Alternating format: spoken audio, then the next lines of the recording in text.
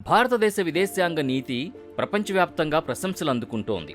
కానీ ఈ మధ్యకాలంలో గల్ఫ్ దేశమైన ఖతార్ మరియు భారత్ మధ్య సంబంధాల్లో చిన్నపాటి చిచ్చు మొదలైంది. ఒక దేశం కష్టాల్లో ఉన్నప్పుడు సహాయం చేయడం భారత్ సంప్రదాయం. కానీ ఈసారి భారత్ చేసిన సహాయం మరొక దేశానికి కంటి మీద కునుకు లేకుండా చేస్తోంది. అవును, మనం మాట్లాడుకుంటోంది ఇరాన్ మరియు ఖతార్ గురించి. భారత్ ఇరాన్కి వైద్య సహాయం పంపడంపై ఖతార్ తీవ్ర అభ్యంతరం వ్యక్తం చేస్తోంది. అసలు ఒక దేశానికి మందులు పంపితే మరో దేశానికి ఎందుకు కోపం వస్తోంది? దీని వెనుకున్న అసలు స్ట్రాటజీ ఏంటి? భారత్ గ్యాస్ అవసరాల్ని ఖతార్ అడ్డం పెట్టుకుని బ్లాక్మెయిల్ చేయాలని చూస్తోందా? దీనికి భారత్ ఇస్తున్న గట్టి సమాధానం ఏంటి? ఈరోజు ఈ వీడియోలో తెలుసుకుందాం.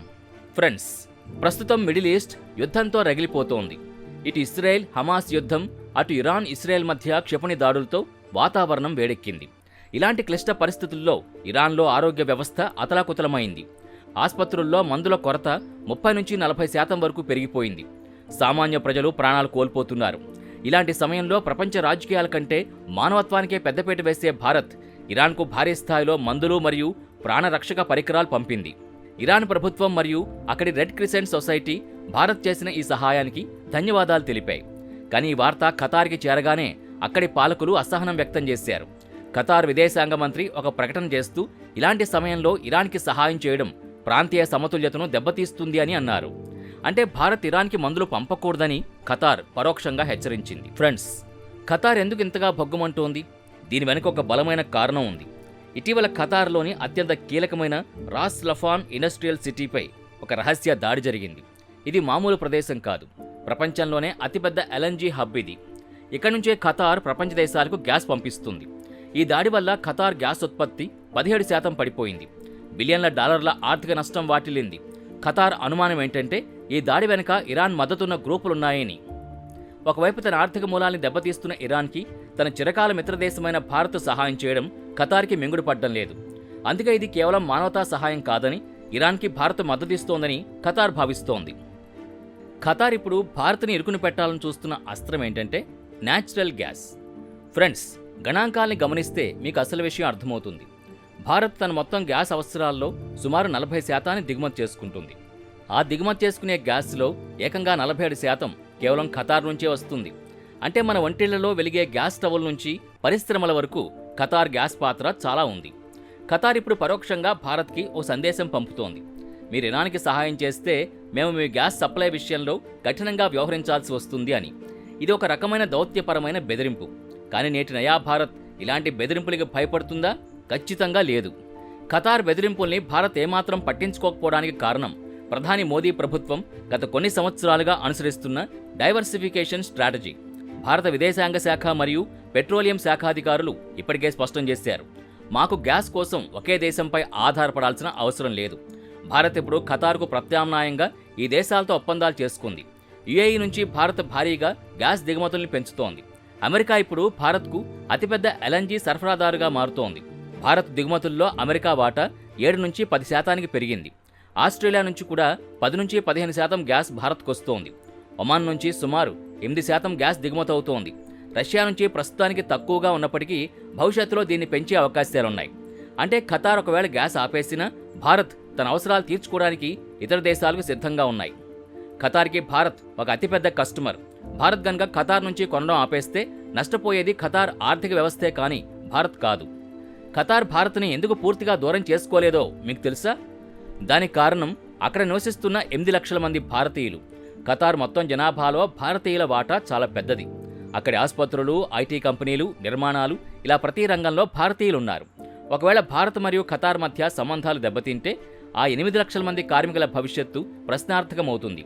ఇది ఖతార్ ఆర్థిక వ్యవస్థని కుప్పకూల్చుతుంది. భారత్ మరియు ఖతార్ సంబంధాలు 1973లో దౌత్యపరంగా మొదలయ్యాయి. కానీ 1990ల తర్వాత గ్యాస్ ఒప్పందాలతో ఈ బంధం విడదీలేందిగా మారింది. అయితే ఖతార్ ఎప్పుడూ ఒక వింతైన విదేశాంగ నీతిని అనుసరిస్తుంది. ఒకవైపు అమెరికాతో ఉంటుంది, మరోవైపు హమాస్ మరియు తాలిబన్ల వంటి గ్రూపులకు చర్చా వేదికగా మారుతుంది. ఇప్పుడు రాజకీయ సందర్భాన్ని చూస్తే భారత్ ఇరాన్తో కూడా మంచి సంబంధాలు కలిగి ఉంది. చాబహార్ పోర్ట్ భారత్కి వ్యూహాత్మకంగా చాలా ముఖ్యం. ఆఫ్ఘనిస్తాన్ మరియు మధ్య ఆసియా దేశాలకు వెళ్లాలంటే భారత్కు ఇరాన్ దారి చాలా అవసరం. అందుకే అమెరికా ఆంక్షలున్నప్పటికీ, గల్ఫ్ దేశాల ఒత్తిడున్నప్పటికీ భారత్ ఇరాన్ని వదులుకోదు. ఫ్రెండ్స్, ఇక్కడ మనం 3 ముఖ్యమైన విషయాలు గమనించాలి. Petronet LNG deal.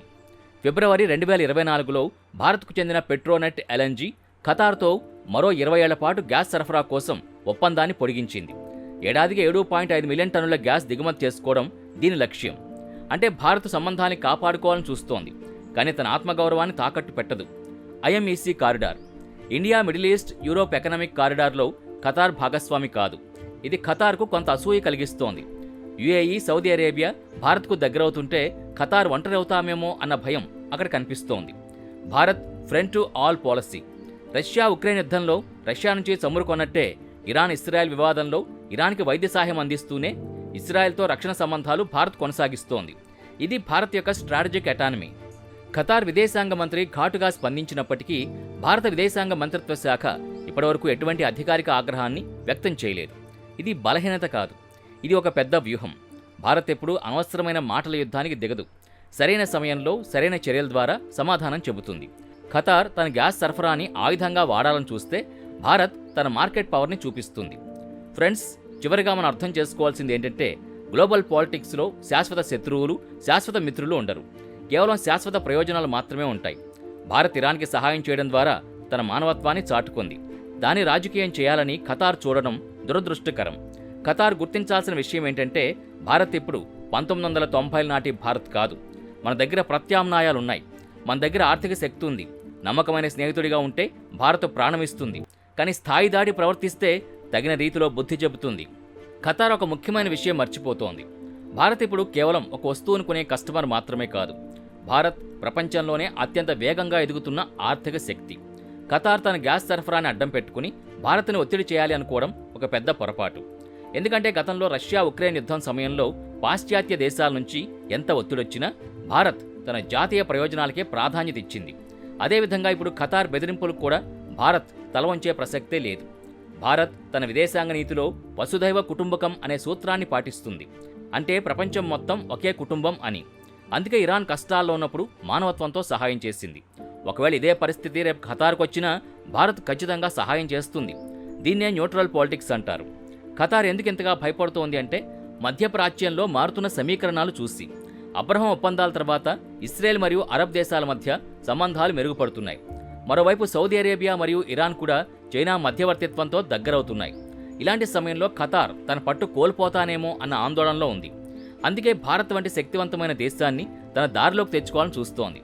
కానీ భారత్ తన ఇంధన వనరుల కోసం ఇప్పటికే అమెరికాలోని షేల్ గ్యాస్ ఫీల్డ్స్ మరియు ఆస్ట్రేలియాలోని గ్యాస్ ప్రాజెక్టుల్లో భారీగా పెట్టుబడులు పెట్టింది. దీనివల్ల ఖతార్ గ్యాస్ ఆపేసినా భారత్కు పెద్దగా నష్టం వాటిల్లదు. ఖతార్ గుర్తించాల్సిన విషయం ఏంటంటే భారత్ని బెదిరించడం అంటే తన కాళ్ల మీద తాను గొడ్డలతో కొట్టుకోవడమే. చివరిగా ఈ వివాదం మనకు నేర్పే పాఠం ఒక్కటే: ఏ దేశం కూడా తనని తాను అత్యంత శక్తివంతమైందిగా భావించకూడదు. ముఖ్యంగా భారత్ వంటి 140 కోట్ల జనాభా ఉన్న మార్కెట్ని ఎవరూ తక్కువ అంచనా వేయలేరు.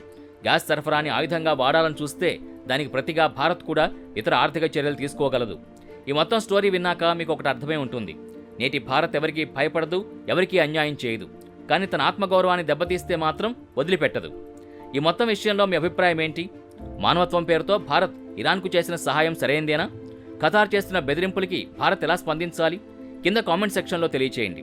ఈ వీడియో మీకు నచ్చినట్టయితే లైక్ చేయండి, మీ ఫ్రెండ్స్కి షేర్ చేయండి. ఇటువంటి మరిన్ని వీడియోల కోసం మా ఛానల్ని సబ్స్క్రైబ్ చేసుకుని బెల్ ఐకాన్ నొక్కండి. జై హింద్, జై భారత్.